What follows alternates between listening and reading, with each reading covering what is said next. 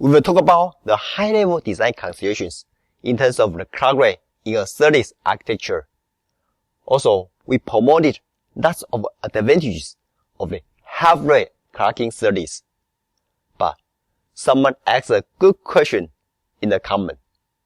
How come there are no drawbacks to a circuit or topology? Thanks for the good question. Yes, you are correct, and it has. Let's start with the serializer over the transmitter side of the SerDes for different topologies in detail. And you will know the issues of the half-rate or low-rate clocking. Then, you should have an idea which one you like to pick depending on those pros and cons. First, this is the 4-rate serializer architecture. In this example, we use the 5 latches with the multiplexer 2-to-1 to implement the 2-to-1 serialization at each stage. After the last stage 2-to-1 marks, there is a final flip-flop to do the retiming at the 4-rate clock's rising edge. Therefore, the final series data deterministic jitter over random jitter will be translated to the output DJ and RJ directly.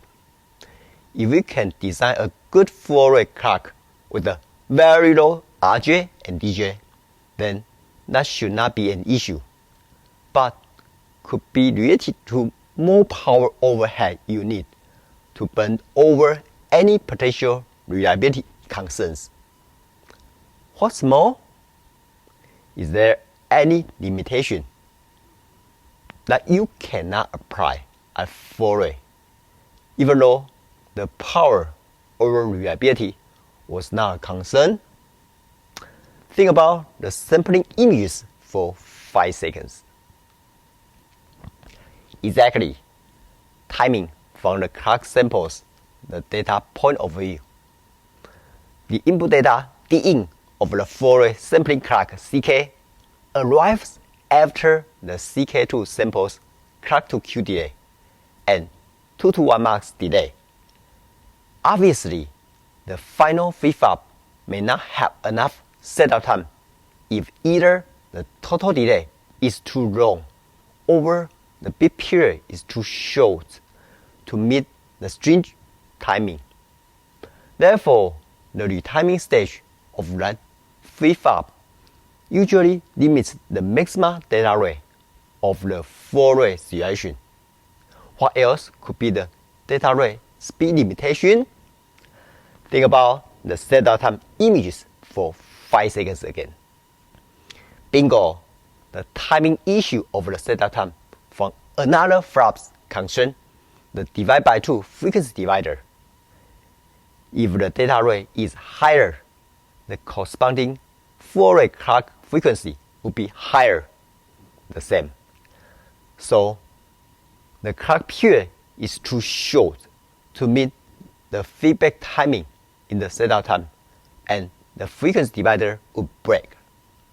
Not only mention the power will be very hungry, while we push the speed to the limit. Alright, if both the retiming flops and divide by 2 clock frequency divider could either limit the maximum data rate or be power hungry, what can we do? Think about a simplified image for 5 seconds. Great. Just delete both blocks to make it simple. Then, after the 2-to-1 marks, the serialized data is sent to the TX output driver directly without any retiming. If you look at the output I of the marks, it's very straightforward that the ARM number of the 4-rate data is selected by the CK2's half periods in level high, while the even number of the data is selected by the CK2's level low. We all knew that the CK2's DJ and RJ would have an impact on the jitter of the output I. could you imagine how the other clock quality of the CK2 would degrade the eye width further? Think about the even odd jitter for 5 seconds. Bingo! In the previous example, we show a perfect 50% duty cycle with the equal half period level 1 over level 0. Then the output jitter only comes from the CK2's RJ and DJ. But the clock should have the falling edge error, which could be up to plus minus 10% easily if there's no duty cycle correction after the VCO goes through a few buffers. Then you might see that the CK2 has a 60% period of high and a 40% period of low, and vice versa at the CK2B.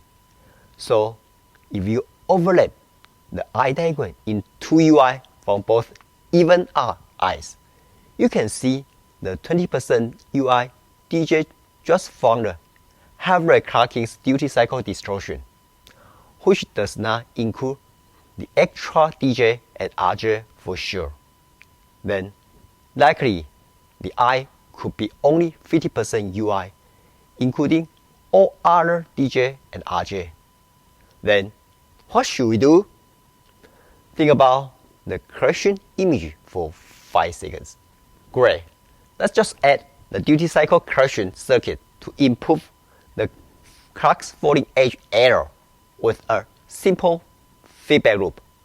For example, you can have a low-pass filter to extract the DC content in a stepwise manner to correct the duty cycle to plus minus 5% range over PVT with a half reference supply, 50%.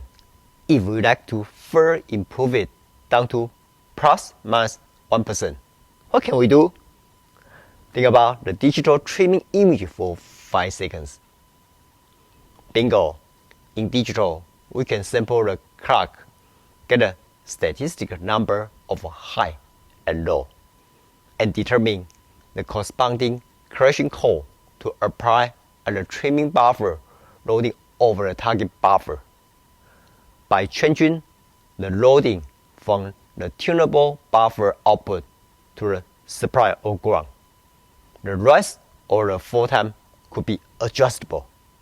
Then, imply the duty cycle can be finely tunable to a greater granularity down to plus minus 1% duty cycle at the final buffer output.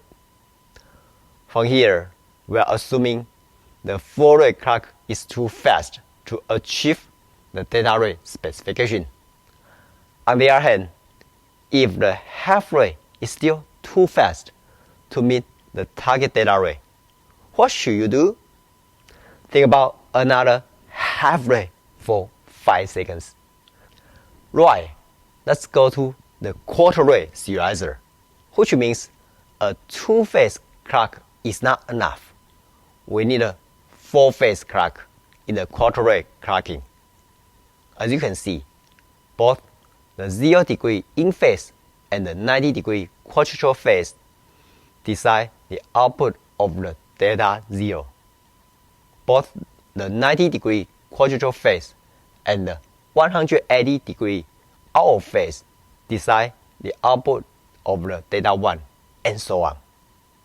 So, any duty cycle distortion and 4-phase error accuracy will even degrade the eye width a lot.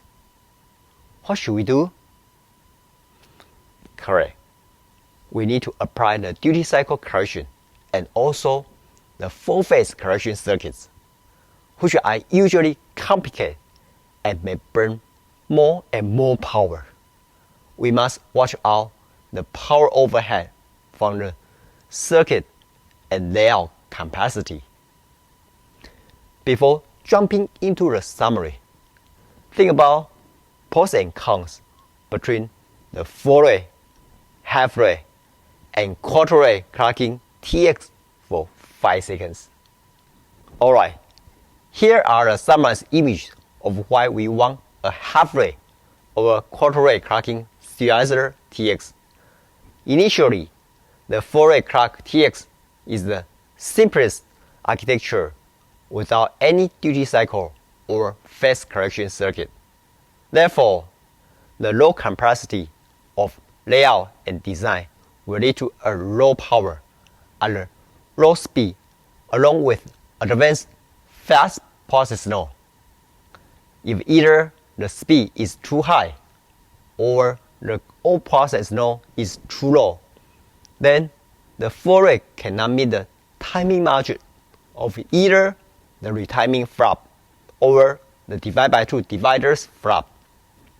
Then you don't have a choice and must apply the half-rate clocking by sacrificing the power overhead and design complexity of the duty cycle correction.